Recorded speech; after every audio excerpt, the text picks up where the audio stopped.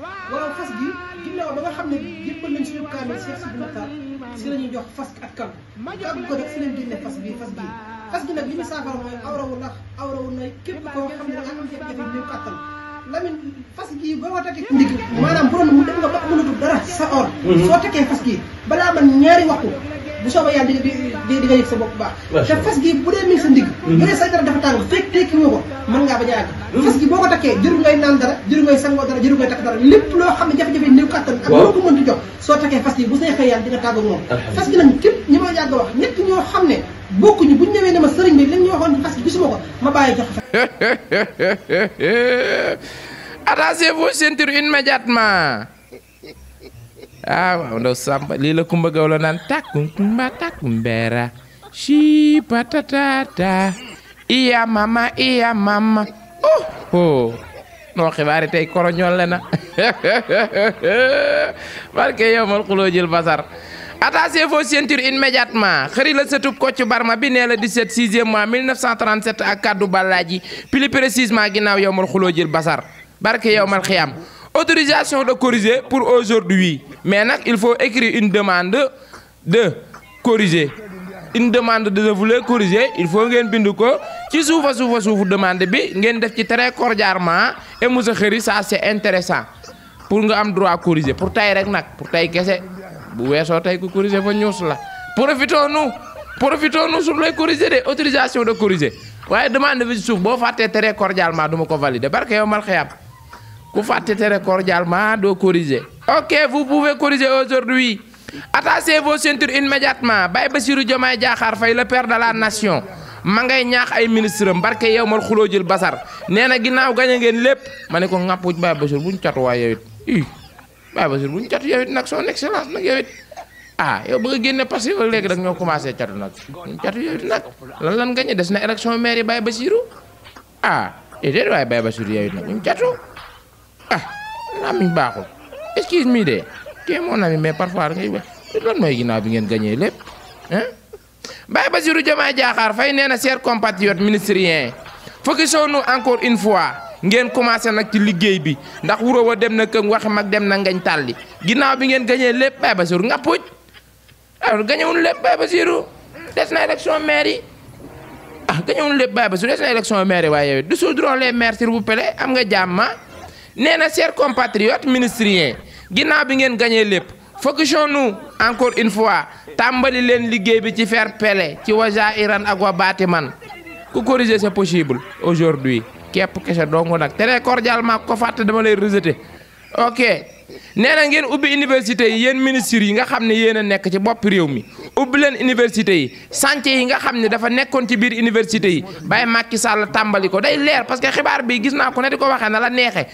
Baye Bassirou Diomaye Diakhar Faye ne liggéey yi nga xamante ne Baye Macky Sall da ko daan tàmbali te du ko yeggale ooy Baye Macky ñun dañoo soxla suñu miiru école bi baaxul mu woo maçon mu dikk fondation tabax ñetti rang daal di daw fale lépp doxee tàbbi géej noonu la daan politique Baye Bassirou Diomaye Diakhar Faye nee na ñu yeggale yooyee sànce ci faire pele barke yow mal xiyam waaye directeur yu université bi Ziguinchor bii bu ma jigoon ma ñuus koy cours moom daa mal ni déggul Baye Bassirou Diomaye Diakhar Faye nee na ñu ubbi université yi moom Baye directeur bu Ziguinchor bu université barke yow mal xiyam ku corriger c'est possible mën naa ne nee na moom dissoudre na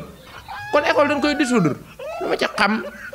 non bàyyi directeur université di nga soor bi nag xaw nga réew waaye da ngaa xaw a réew rek nag yow le père de la nation nee na ñu ubbi université yow ngay dissoudre ku corriger baax na ku corriger leen de autorisation de corriger faut pas oublier très cordialement en bas de la commentaire voilà Baye Bassirou Diomaye Diakhar Faye yiy yàbbi ci daara yi nga xamante ni jamonoy Macky Sall dafa suufe woon lool Baye Bassirou Diomaye Diakhar Faye nee na le père de la nation maa la bëgg barke yow mal xiyam man sama xel mi daa nekk ci attaque biir allahu akbar daara lañ xam Baye Bassirou Diomaye Diakhar Faye tàcc leen ko yéen attaque biir tàcc ko tiya bala bañ koo tàcc sooxor caala tàcc ko tiya bala bañ koo tàcc sooxor caala attaque biir allahu akbar barke yow mal xiyam Baye Bassirou Diomaye Diakhar Faye yéeti na yàbbi ci daara yi nee na jot na instant bi 50-50 ci réew mi maanaam njàngum nasaraan ak njàngum daara yi maanaam buñ jëndalee waa école français ñetti mbuusi suusal jëndal waa école arabe ñetti mbuusi suusal ci gàttal pour ngeen comprendre maanaam éducation bu mucc ay ànd ak budget yu am doole pour daara yi ku corriger yaa xam non corriger leen astafurlah corriger leen de mën naa nekk pour tey rek am ngeen jàmm Baye Samuel Sarr ba tey taskati xibaar yaa ngi sikki sàkk ci ay mbiram ndax ñële nee nañu Baye Samuel Sarr mii lan lay def ci kaso bi ñee daat ni Baye Samuel Sarr wax dëgg yàlla nekkul woon ci lenn lu dul nu mu mën a fexe ba mbay mi dox non loolu dese nañoo leer de loolu da koy laaj procureur bàyyi procureur koy laaj bàyyi procureur kon ba tey dama naan daga ci wàllu mbay mi barke yow mal xiyaam ndax baykat yi nga xamante ne ñoo nekk ci réew mi maanaam bay fi ay toni kemb yu mucc ay nee nañu ñoom li ñu doon xaar ci état bu Sénégal mooy kemb gi téeméer kilo am nga jàmm Baye Cissé Lo ni moom mi nga xamante ne expert kemb la applaudissez pour Baye Cissé Lo moom expert kemb la moom bi gars yi jàng ay xam-xam technologie ak science moom gerte kemb la jàng ci fair play kon applaudissez pour Baye Cissé Lo Baye Cissé Lo mi nga xam ne yàlla da koo may ci kemb maanaam sàqami kemb lu ko yàlla may la nee na gerte gi nga xam ni l'état bu Sénégal yóbbu na ko 305 francs barke yow mal xiyam Baye Cissé Lo nee na di ngeen ko rëccu ci wasa iran ak wa batiman parce que gerte gi njëkk li waroo leen ko woon a laal di ngeen ko waroon a bàyyi ci njëkk li mu newoon mooy tax Sénégal mën a développé waaye Sonko daa baax def na ko 305 francs baykat yi ëppal naan ñun ñu ngi doon xaar téeméer ñoom naa ñi neen leen corrigé neen corrigé ñi neen corrigé neen corrigé baykat yi soof nañ trop nag neexoo leen a jàppale Sénégal la kenn xamul lu mu noq bëgg rek am ngeen jàmm excuse me de barke yow mal xiyam ñu talax-laxi dajji ay waay colli ay waay ñoqali ndëqata am nga jàmm mbaa kenn yabu la ñu ni le fils du président Macky Sall alliance Baye Amadou Sall ci fair play Baye Amadou Sall mi nga xam daan jàpp xale jigéen yi cukkuri ak duo artiste yi Dubaï di tëgg ay soirée Baye Amadou Sall mii de procureur commencé na koo piis nag waaye temps yi procureur amul crédit nag xam naa moo tax woowu ko waaye état bu Sénégal daal ñu ngi koy ñi sikki sàkk ci même ñu ngi koy bàyyi xel daal Baye Amadou Sall am nga jàmm association des jeunes menteurs journalistes du Sénégal taxawal nan ab kuréel ci fair play nun ko tuddee yow kuréel bi dañuy laaj de moo kuréel bi amul tur dañuy laaj de nee nan kan moo bëgg a salfaañe liggéey journaliste wala métier journaliste ci réew mi kooku war nañ koo xam Macky Sall la ci fair play Macky Sall journaliste yi taxawal nañ kuréel de sama nga du ma ko promouvoir barke non du ma tudd turam du ma ko promouvoir sama ngañ ci kuréel gi waaye lu yàq métier journaliste rek Macky Sall génnu ci ok ci fair play ñu ne Baye Farba Ngom l'homme le plus grand voleur du monde entier corrigé mën na ne sàcc bi nga xam ni moo dàq sàcc ci monde bi te kenn xamagu ko maanaam scientifique yi découvrir guñ ko mooy Baye Farba Ngom ñu ne Baye Farba Ngom bu nu xaymaa li nga xam ni moom la am ci hectare ak i terrain ci réew mi c'est des mille hectares ci fair play Baye Farba Ngom yem fa daa talax-laxi dajji dem ba Almadi maanaam dëkk ba nga xam ni wala koñ ba nga xam ni wala quartier ba nga xam ni faqir du fa am kër kuy dajji ndax loo yóbbu sax njaboot du fa am kër barke yow mal xiyam ouvrier du fa am kër mukk ñun ouvrier yi nii du fa am kër de muy Almadi barke yow mal xiyam bu nu xaymaa li fa Baye Farba Ngom am ci terrain ak suuf mi ngi toll ci 13 milliards ci fair play ci koo xam ne on a touché ab jardin la woon jamono lay wadd ay coupeur de fleur la woon biir palais aujourd'hui c'est l'homme le plus riche du Sénégal ku corrigé yaa xam ngeen te ma nokk la ñu ni télé bi nga xam ne ña fay liggéey dañuy bàkkoo naan c'est le plus grand et plus meilleur télé du monde entier muy TFM moment bi ñu toll ñii ña ngay jooy salaire ñii ña nga feebar bay bëgg a dee te ba tey dañuy màjjàllu leen faj ma ne leen xanaa bàyyi sundur du milliardaire lëfi ngi ci mim réew de milliardaire yoo xam ne seeni emploi buñ feebaree dañuy màjjàllu leen faj cim man ngëwuma yooyu milliard non xaalis alal fajul dee de gàcce lay faj voilà on dirait que Baye Youssou Ndour est l'homme le plus riche du Sénégal mais à ce moment ces emplois ne sont pas recevoir leur salaire gis naa koy noq jiñ Pastef waaye ñoo tay kon voilà et y a un ex-journaliste qui était en train de travailler avant sur les émissions automobiles on m'a interdit de citer son nom mais papa méchant maman bi xam ngeen ki may wax il est très malade barke yow mal xiyam il est très malade il ne corrigez leen de il ne peut même pas parler à ce moment. S'il parle il va étouffer, problème d'inspiration. Le budget qui doit soigner cette gars et ses emplois de TFM c'est 5 millions et on dit que le patron de TFM c'est un multimilliardaire. Sarap xooni milliards yi léegi rek c'est nokk levé ma ne ko sarap xooni milliards yi léegi moo saay man yàlla na ma yàlla bàyyi ci 100 francs der gi ma doon parce que nag ma naree amee milliard maanaam waxuma la ku doon liggéey ci man waaye nit rek feebar ma jàkkaarloog moom doon multimilliardaire non ñaanal leen waaye man xëri ma doon milliardaire wala ñun ñëpp ñu doon milliardaire man xam naa da ngeen a baax barke yow mal xiyaam moo tax du ma am moo tax man maa raw Doucouré non du ma am man du ma am man du ma am bokk ak nit ñi man looy sam problème man problème boobu laa am yow man kenn du jàmbat sama kanam barke yow mal xiyaam man loolu looy sam problème moo tax du ma am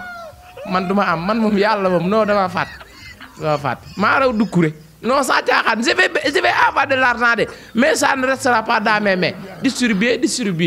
Youssou Ndour multimilliardaire son emploi est malade aujourd'hui il a un problème de ordonnance de 3500 le budget qui doit soigner ce jeune garçon c'est 5 millions et le patron de la presse c'est une multimilliardaire non si vous pouvez corriger vous pouvez corriger de man ngeen corriger te amul problème mais très cordialement bu leen ko fàtte suuf demande corriger yi naan très cordialement Kheury Pro c'est intéressant voilà na ma li demande d'offre emploi rek bu ko defee ngeen mën a corriger pour tey rek nag bu subaa corriger ma ñu lay cours de voilà lii moo gënoon a fa ci cookeeri xibaar yi les multimilliardaires leurs emplois sont très pauvres à ce moment et ils sont très malades à cause de quoi non buñ dee dañuy baal seen xaas yomal xiyam non ñii buñ dee dañuy baal seen xaas yomal xiyam man de milliardaires yi léegi man de milliardaires yi léegi 100 francs der dañ leen a tane man de milliardaire non man suñ koñ ku feebar nii barke yow man xam booy rulu la faj nii bu ma la mënta faj damay màjjaal faj ñu faj la de barke yow ñoo ñun suñ koñ ñi démocratie femme de ñun suñ koñ ñi ku feebar nii bu fekkee mënuñu laa faj nii dañuy màjjaal ñu wër màjjaal la ñu faj la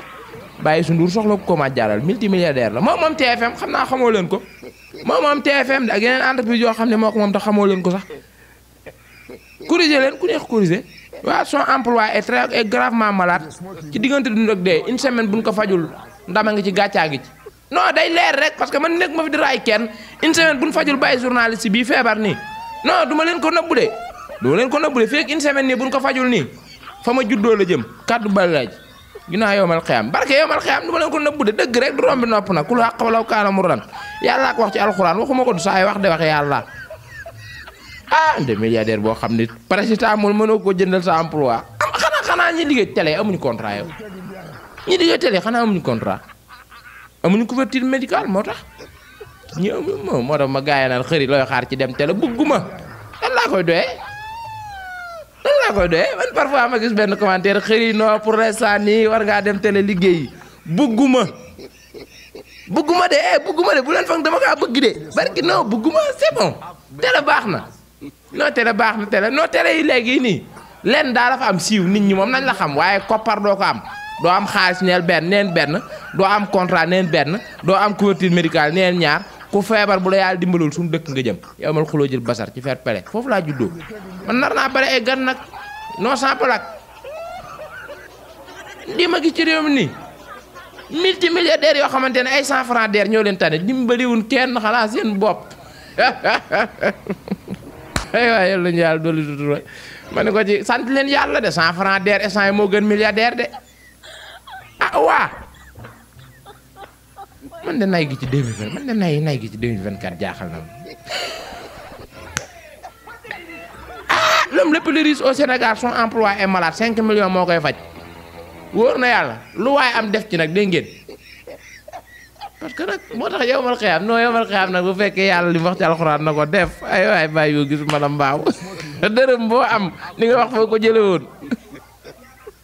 yàlla ko wax de kullukum képp ci yéen rangit ab sàmm la wa kullukum képp ci yéen maskulun danañ ko laaj en rangeti tenam doon sàmme te sàmm nag boo ko déggee da nga yaakaar ni pël yi sàmm ci àll bi tax ñu wax déedéet xëri nan nga doon doxee sa àdduna daan nga dimbali ku feebar daan nga jàppale say waajur daan nga dimbali ku ñàkk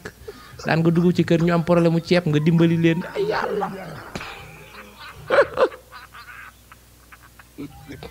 yàlla bu mam yàlla yow wuy ma yow ay way ma xalaatee ihdina siraatal mustaqim siraatal lazina an'amta alayhim mu ko xalaatee lu yàlla nag non wuy ay kon ma ko xalaatee damay waaru sax aji màkka yi ci réew mi nag Sénégal ngay gis kuy dem màkk 5 fois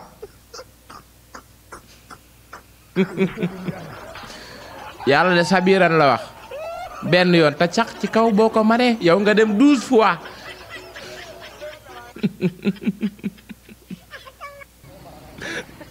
la séance est levée bo tey attunuma lii gàcca corriger leen mais très cordialement ko fàtt doo corriger de la séance est levée. gën a muy def day bàyyi léegi nag su bàyyee nag léegi mooy waral célibataire yu bari seen awra day jóg nii mais bis boo leen mayee soxna duñ si mën dara duñ ko si mën célibataire yu bari nga may dégg nii waaw ñu bari dara mënuñu ko seen soxna dara gisoo jigéen ñi des fois dañ may woo ni ma sëñ bi waxal si borom pain wi si mbedd yi dara mënuñu ko waaw wax nga dëgg di leen gis ñu def ñi entraîné entraînement bi si loxo yi la yem ma la awra ba 0 waaw maanaam dañoo mballu ba jeexal non naa waxaatam ni mballu taxuta bon xam booy wax mballu dañuy yàgg ñu ko am ñëpp dañ naan man sëñ bi damaa bon baaxatuma non taxuta bon mballu taxuta bon mën a nekk natt xam nga suñu borom ku nekk lim lay voilà ku nekk lay nattoo ñii da loolu def mballu ñi mu def la leneen ñi mu def la mais mballu taxuta bon mën ngaa mballu sax gën a baax ku mballuwut lu ñuy faj la luy wér la mais maanaam néew kàttan boobu mu lay indil nag waaw xam nga néew kàttan nan lay demee maanaam awra bi day jóg nii de mais sidit bii si kaw du ko mën a taawoo bu jógee rek